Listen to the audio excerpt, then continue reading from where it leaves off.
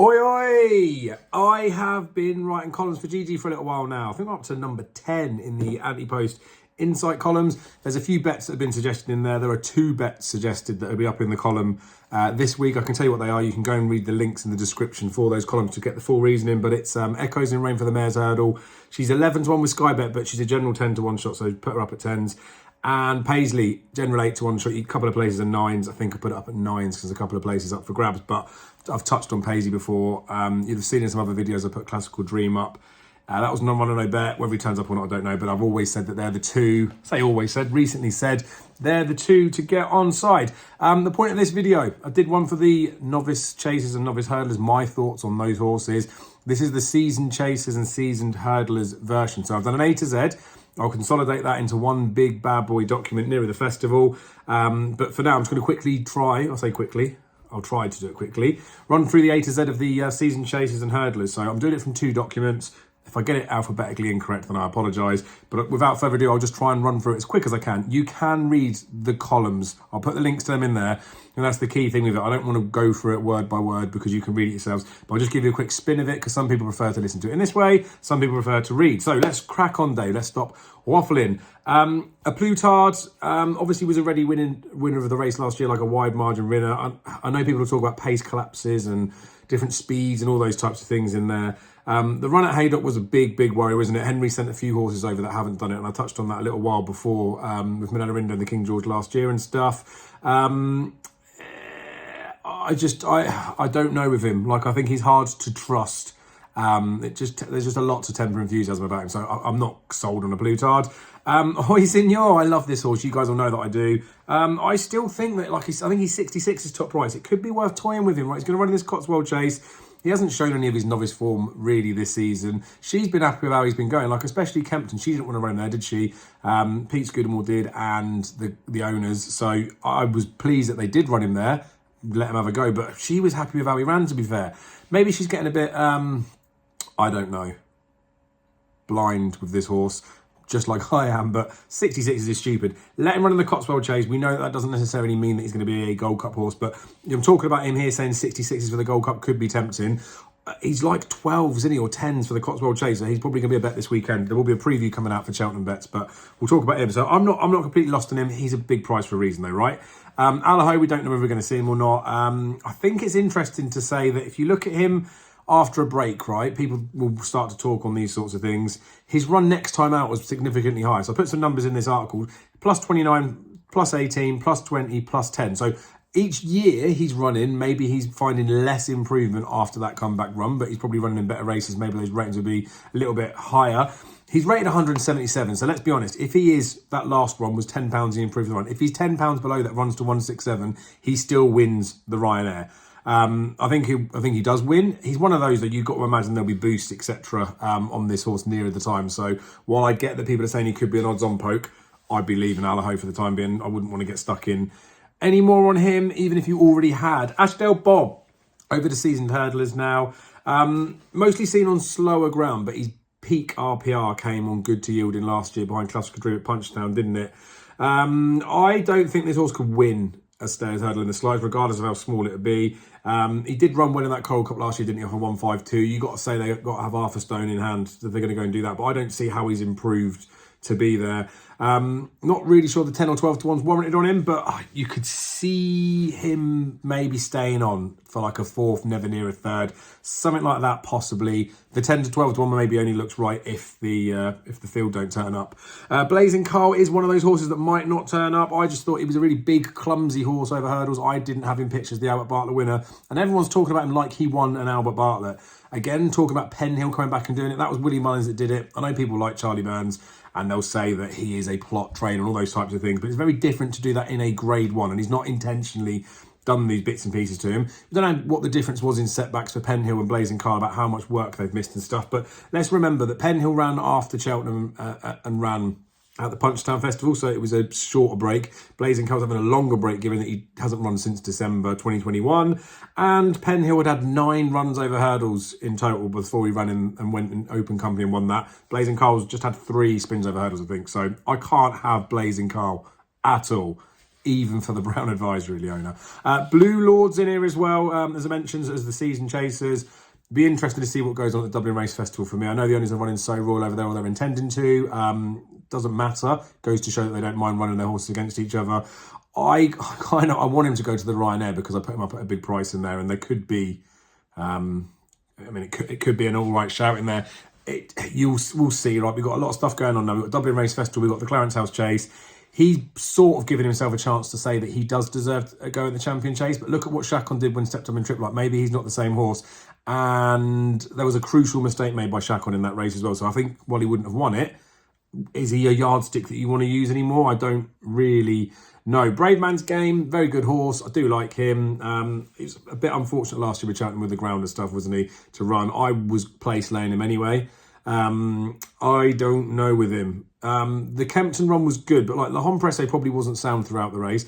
Hitman bled. Envoy was another one of Henry's horses that came over and under impressed. Ahoy Senior ran really, really well in the race, I thought, and then was nowhere. So if I'm using him as like a bit of a yardstick, I like the horse. I thought he ran really well, but it just wasn't anywhere near good enough. But maybe he's just not as good anymore. I just don't think that he's a Gold Cup winner in waiting. And I don't think yet he's taken on a top open chaser. So not for me. Brandy Love. Only defeat came behind Adegoy Devassi, which does look good now. Reluctant to use those sorts of form lines to boost a horse when they're beaten. But she did get beaten a bumper, didn't she, as well?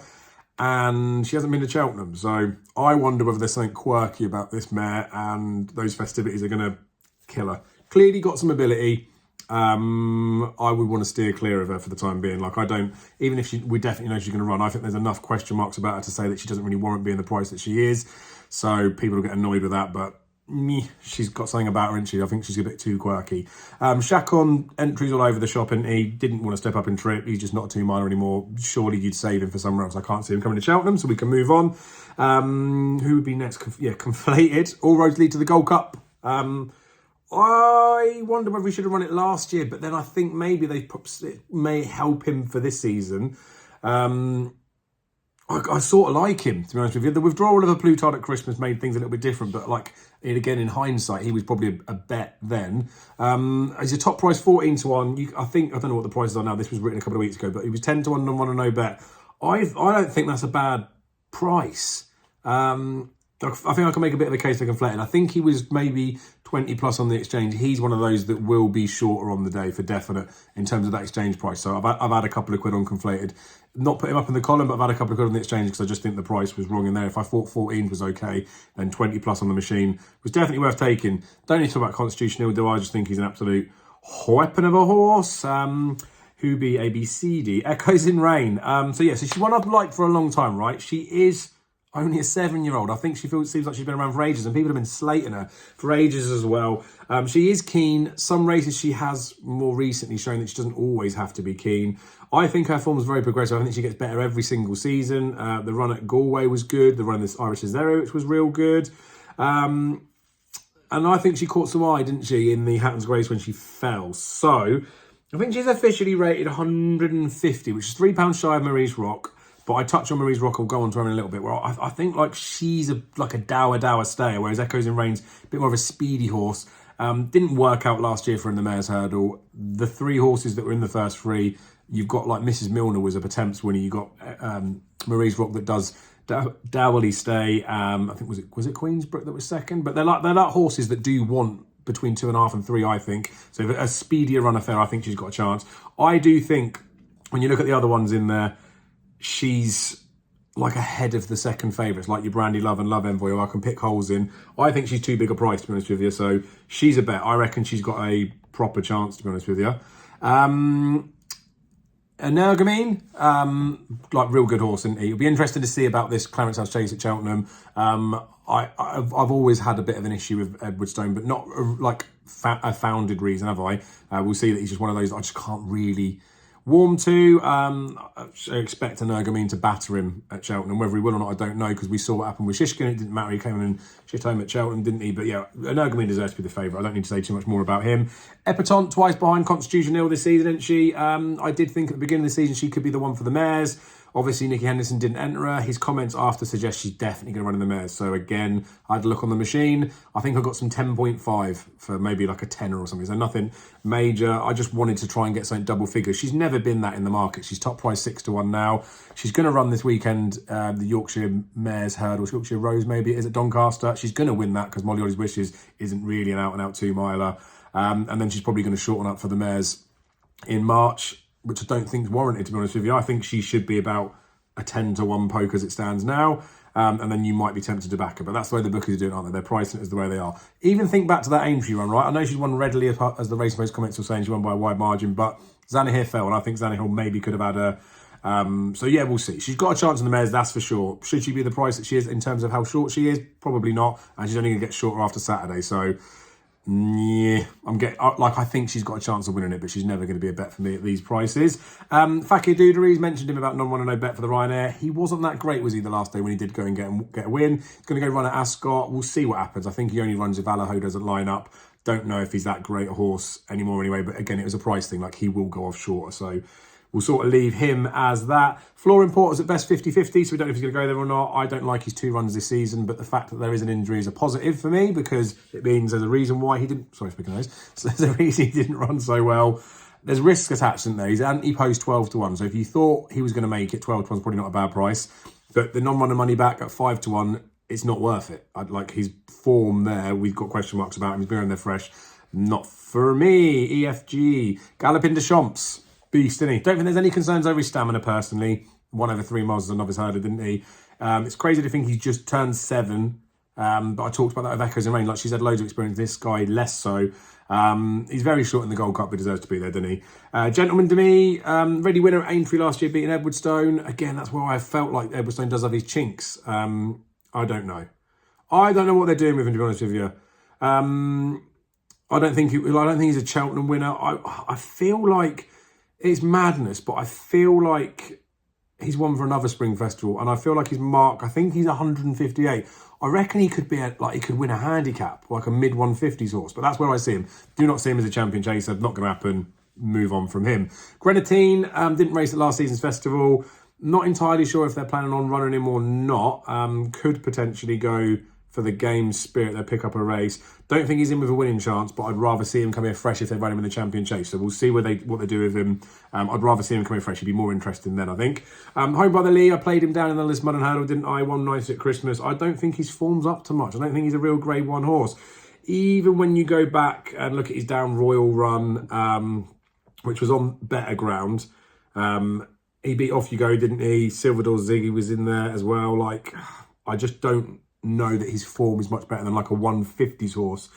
In a weak year, as much as it is, I don't think it earns him the right to be as short as he is. So I don't want to be on him. A few people have been on at prices. Well done for getting on. Honeysuckle, legend, didn't she? We'll see what happens at W Race Festival, because unless she beats Stateman and Vauban there, she can't win at Cheltenham. I don't want to see her running the mares personally, because I think that she's done enough to prove it. But again, it makes a difference to the mares market, doesn't it, if she ends up going and running there. But we'll see. She's got no chance against Constitution Hill regardless. So we'll leave her as that. Classical Dream, I have talked about on numerous occasions. Don't know whether he's going to run now, do we? If he goes there fresh, I do still like him. He can still run into the 160s easy. So I think that he's got a proper chance in the Stairs Hurdle should he make it. So we can leave it there. Love Envoy, won her first start of the season of 139, wasn't it, in a handicap? So as much as it's a top weight win, she didn't scream out graded horse in a handicap, did she? Wasn't impressed with the run the last day. I know she won by a wide margin, but I don't think Martello Sky is a good yardstick anymore. Been running to the high 130s, low 140s for a long time, but doesn't warrant those this season. Just sort of been given those numbers by default, I suspect.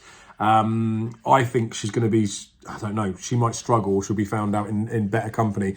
Like their Honeysuckle might go there, Epitante could be going there. Like, these are like proper proven horses at the level. I don't think she's there. I don't think she deserves to be the price that she is either, to be fair. Marie's Rock, very progressive last season.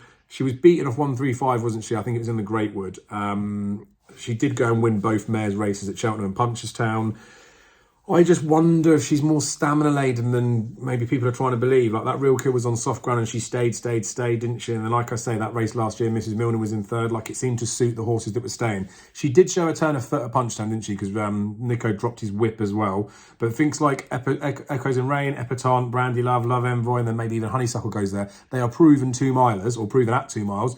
So it could be a different tactical race. She's definitely worthy favourite, but I wouldn't want to be getting too excited at the 5-2 or 3-1 she is now. Again, I think people would have already got on. Minarindo comes alive at the festival, didn't he? 2 wins, 2 seconds. He'll be popular in the previews, wouldn't he, for the each way place perspective.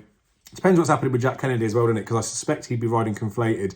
Who's going to ride Minarindo in there? But I don't know. I don't like him.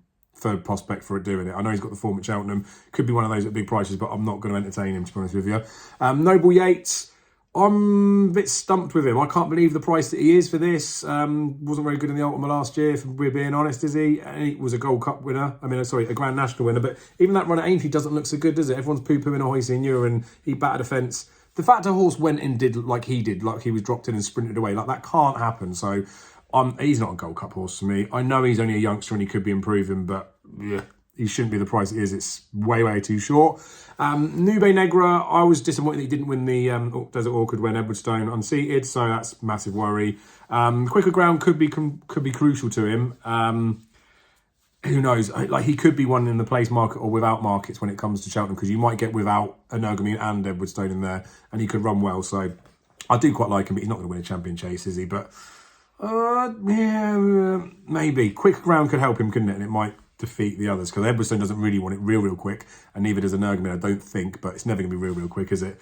Paisley Park, 162, 164 racing post ratings this season, which is incredible for an 11-year-old. And if you think he's won a Stayers Hurdle and he's run 3 times in it since and been beaten.